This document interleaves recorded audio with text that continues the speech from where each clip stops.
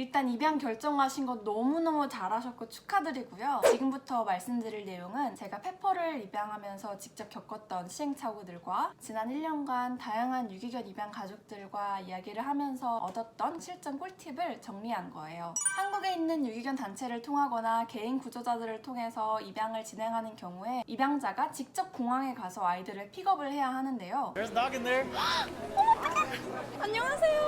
어떡해. 이때 가장 명심하셔야 할 점이 있습니다. 바로 캔넬을 그대로 집으로 가져가시는 거예요. 장시간 비행을 하고 나오는 강아지들을 보면 마음이 막 캔넬을 빨리 열어서 공기를 쐬주고 싶고 산책을 해주고 싶고 뭘 먹여주고 싶고 이렇단 말이에요. 그런데 공항에서 캔넬을 절대 여시면 안 돼요. 아이들이 이렇게 쭈그려 있다가도 문이 살짝 열린 틈을 타서 빠르게 도망을 가는 친구들이 있거든요. 그래서 실제로 운이 좋게 찾은 분들도 계셨지만 영영 소식을 알 수 없게 잃어버린 경우도 있었어요. 만약에 집이 공항에서 너무 멀다 싶으면 일단 강아지 캔넬을 차로 가져가서 캔넬 안에서 목줄과 하네스를 안전하게 채운 후에 막혀있는 공간을 찾아서 산책을 해주시면 돼요. 그런데 목줄이든 하네스든 사이즈가 안 맞으면 강아지들이 빠져나갈 수가 있어요. 목줄과 하네스를 연결하는 백업 컬러를 연결을 해서 사용을 하시면 좀 더 안전하게 아이들과 산책을 할 수 있습니다.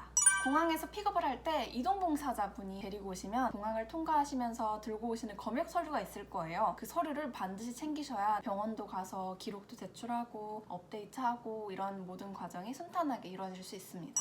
입양 직후 해야 할 일 그 두 번째, 음식은 천천히 소개해주세요. 강아지를 맞을 준비를 하다 보면 우리 강아지는 이걸 좋아할까 저걸 좋아할까 막 기호성도 알고 싶고 이러면서 다양한 간식을 사게 되거든요. 근데 수의사님한테 말씀을 들어보니까 아이들이 이런 환경의 변화를 겪고 스트레스가 많아지면 장이 예민해지고 소화 능력이 떨어져서 구토를 하거나 설사를 하거나 제가 이런 거를 전부 다 모르고 그냥 왔을 때 페퍼에게 막 공항에서부터 캔넬 사이로 간식 넣어서 먹이고 얼마나 배고팠을까 싶잖아요. 그래서 사료 먹이고 간식 이거 먹이고 저거 먹이고 하니까 바로 탈이 난 거예요. 페퍼는 오자마자 정말 한 1, 2주 동안 고생을 했던 기억이 있어요. 그런데 페퍼뿐만 아니라 입양된 유기견들의 사연을 다 이렇게 들어보니까 거의 열의 아홉은 와서 고생을 엄청 했더라고요. 사료는 보호소나 인보초에서 무엇을 먹고 있었는지 알아보신 후에 그거를 구하셔서 입양자님께서 새로 먹이고 싶어 하시는 사료를 이렇게 섞어주면서 점진적으로 교체를 해주셔야 탈이 날 확률이 적습니다. 한 가지 꿀팁은 사료를 먹다가 혹은 이렇게 장이 예민해져서 탈이 난 경우에는 닭고기나 뭐 소고기나 이런 고기를 조금 다져서 넣고 쌀 호박죽을 만들어서 강아지들한테 먹이면 금방 이 배탈이 안정이 돼요. 그런데 만약에 단호박죽으로도 잡히지 않고 설사가 2, 3일 지속이 된다 하면 병원에 바로 데려가시거나 약을 먹이시는 게 좋습니다.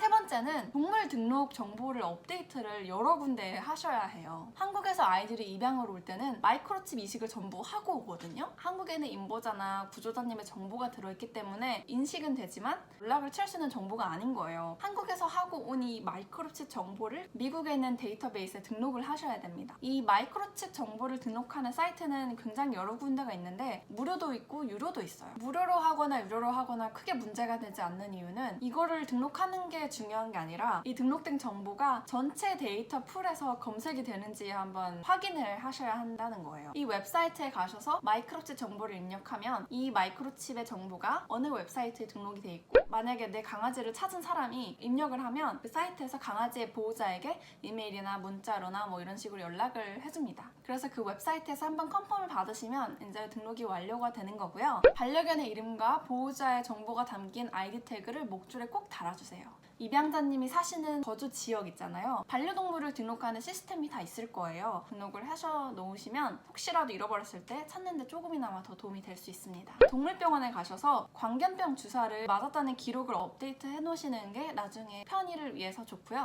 해외 입양 첫 주에 반드시 해야 할 네 번째, 새 집과 새 가족에게 적응할 시간을 충분히 주시는 겁니다. 우선 집에 도착하면 집안 곳곳의 냄새를 맡고 다닐 수 있게 자유를 주시고요. 만약에 아이가 조심성이 많아서 캔넬 밖으로 나오지 않으려고 한다면 강제로 나오게 하거나 먹이를 유인을 하거나 이런 방법은 쓰지 마시고요. 강아지가 스스로 마음을 열고 캔넬 밖으로 나올 수 있을 때까지 시간을 주시는 게 좋아요. 사람 아이가 있는 집이라면 아이들이 강아지를 함부로 만지거나 큰 소리를 내거나 너무 관심을 주지 않도록 반려견이 도착하기 전에 사전에 주의를 주시는 게 좋고요. 먼저 키우고 있는 강아지가 있다면 집 밖에서 함께 산책을 하면서 인사를 시켜주시는 게 좋다고 합니다. 해외에서 강아지를 입양한 후 첫 일주일 안에 해야 할 4가지를 함께 이야기를 해봤는데요. 입양 가족에게 마음을 여는데 하루도 안 걸리는 아이들이 있는 반면 2~3달, 1년 혹은 그 이상이 더 걸리는 아이들도 있습니다. 하지만 지치지 않고 기다려주시면 아이들은 분명히 마음을 활짝 열고 여러분에게 정말 많은 사랑을 줄 거예요. 오늘의 영상이 반려견 해외 입양을 준비하시는 분들께 많은 도움이 되길 바라면서 입양견 아이들과 언제나 행복한 나날들 보내시길 바랍니다.